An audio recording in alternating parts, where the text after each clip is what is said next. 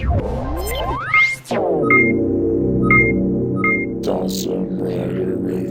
YouTube, Dawson Rider here with my review of the Deluxe Spino Zord from Power Rangers Dino Supercharged. We are like going super fast at these supercharged toys. I did not expect to see this guy till way later. But here we have him, kind of in the same vein as like the Lion Megazord. It's an individual Zord release, which is also how it was released in Japan. Also, speaking of Japan, this is one of the few Dino Charge reviews where I do not have a comparison to the Japanese version, because for whatever reason at the time I decided to pass on Spino, like very briefly. I meant to like get it a couple months down the road, and then it turned into like one of the hardest to get items from Cure User. I don't know that, and the Giga Gabba Revolver became like insanely mythological hard to find. And if you do find them, it's like $100 or more. Anyway, that's enough history. Let's go ahead and go for the box. Get out of here, you boring toy. We're here for the box. But not a whole lot to go over. Mainly, I just show this because of the really cool box art you hear. Such a good talker, guys. Box art here shows you how it functions. Really cool shot of the mode we're not getting figures for yet. We have like things for literally everything else. And then on the back, another really cool box art piece right there. It again shows how he functions and sort of advertises that he can work with everything else, and advertises, you know, the chargers and all that shenanigans. But just figured I'd show that off. Alright, so here we have the main event, the Spino Zord and his cannon backpack, which just fell off, man. You're an embarrassment. Okay. So if you couldn't tell already or didn't know, he is a slight remold repaint of the T-Rex mold. You can just tell he's got the same legs, the same structure. He's just obviously got a different head. Both him and, spoiler alert, the Black T-Rex's tails have been like docked. Like, I do not support tail docking. It's like the small little nubbins now. But ignoring that detail for a second, overall look-wise, I think he looks okay. I'm really fine with him. I don't have any real problems. His color looks okay. The personality on him looks fine. I like that he can move his head. It's basically like the same as the T-Rex in terms of the functionality with that. He overall just looks fine to me. I don't have any problems in that avenue. He does come with a charger, which is right here on the 00 charger of the Spinosaurus. It's the regular animated version charger.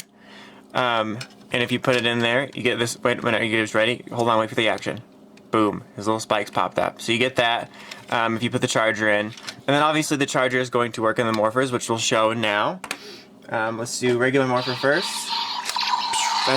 That was the Morpher in the background getting hyped.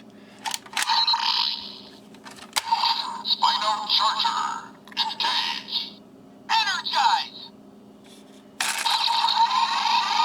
Unleash the power!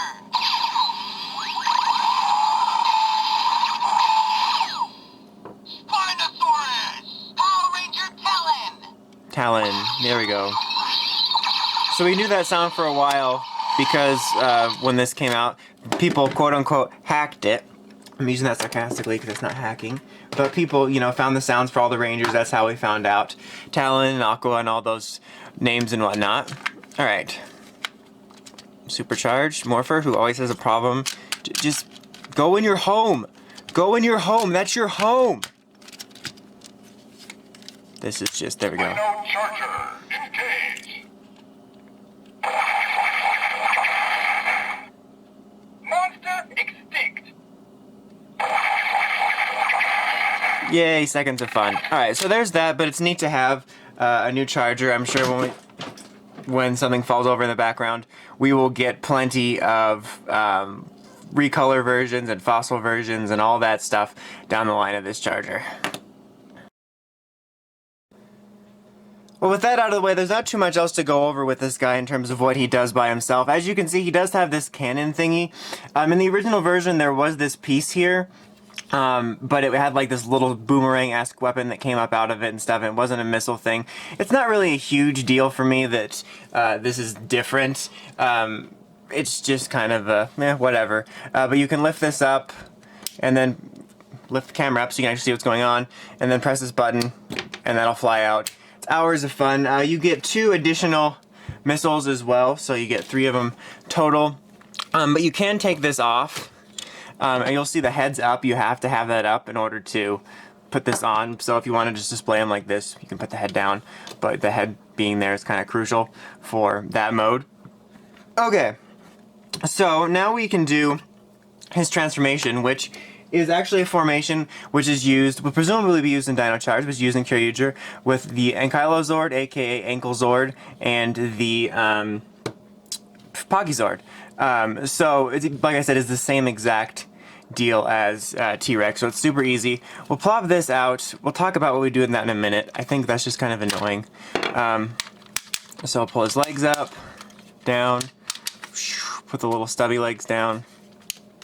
There we go. Pop him out. Boom. Gives birth. There's the head. Okay. So now we got him basically all set. We'll do the head last because I usually do that last because I'm nerdy. Okay. So then take your Ankylo Zord and you basically just prep him like you would if you were going to put him on any other Megazord. Put him there. Same thing with the Pachy Zord. Prep him like you would any other one. I might have got the legs funny because I always forget how the legs point depending on which one you're doing. Make sure that's all the way out. And there you go. You have the arms already. And then where's the head? And then here is the headpiece. Snap it on. And make sure you pull that up, not be an idiot. And boom, there you have like the Spino Charge Megazord Pachy formation? Uncle Pachy formation, that's what I'm going to call it. But yes, obviously he can do Megazord stuff with any of the other ones you want to. You can put any, well not any of the other ones. Like you can't take the Pterazord and like Plesio Megazord and try to attach them full on as arms. But anybody that becomes arms works. And it looks pretty cool. I always kind of dug it. I think it was neat. It was a neat little place to put these two extra auxiliary Zords in displays to sort of consolidate things. And I'm really just, to be honest, glad to be finally able to do this because like I said, I skipped Tobaspino. I still hope to eventually track one down one day, but it's been a long time and I haven't been able to have one, so I'm kind of like happy just to have a version of it and happy to be able to do this formation. So yeah, it's pretty neat. As for this little piece back here, ordinarily this would be that back piece, and like the instructions show, you can put it on his shoulder like a cannon, but it's like a really lame cannon that looks like if you squeaked it, it would make noise. You can also, I believe, you just store it back here if you want. You can just kind of, you know, like you would normally, but it's weird.